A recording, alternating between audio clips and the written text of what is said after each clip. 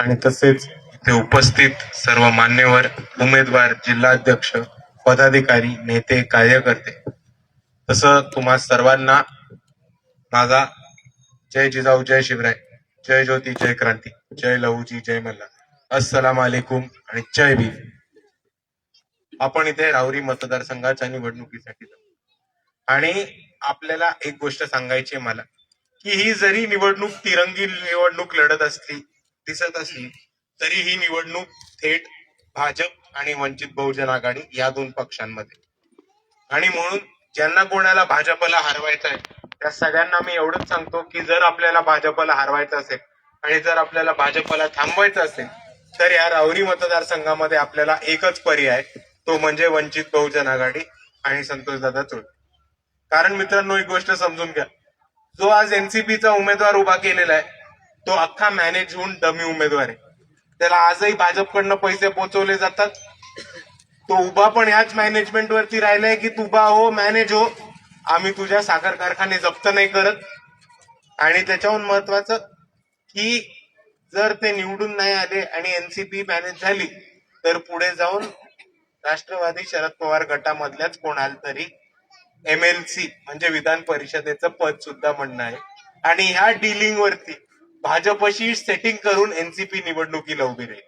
आणि जर आपल्याला हे सेटिंगचं राजकारण थांबवायचं असेल तर आपल्याला एकच पर्याय, तो म्हणजे गॅस सिलेंडर आणि वंचित बहुजन आघाडी. म्हणून मी आपल्या सर्वांना एवढीच विनंती करतो की या निवडणुकीमध्ये भरभरून आपण गॅस सिलेंडरला मतदान करा आणि आपणच सर्वांनी एकत्र येऊन राहुरीचा विकास करू.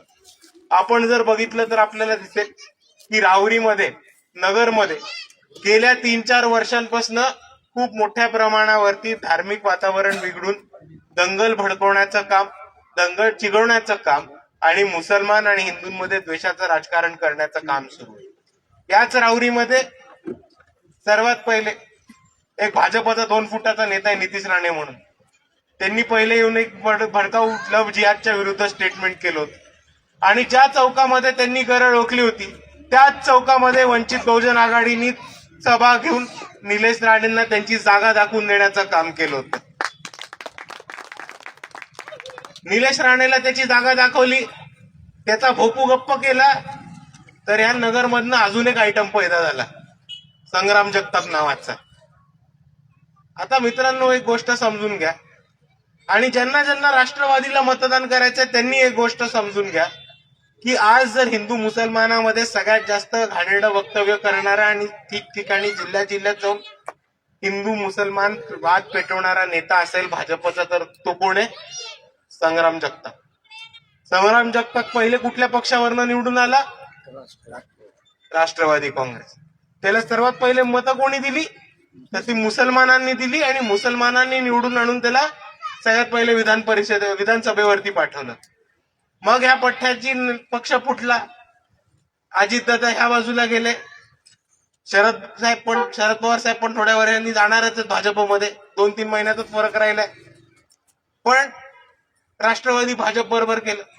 संग्राम दादांना सांगितलं तुमचं मार्केट कमी होतंय, मार्केट वाढवायला पाहिजे.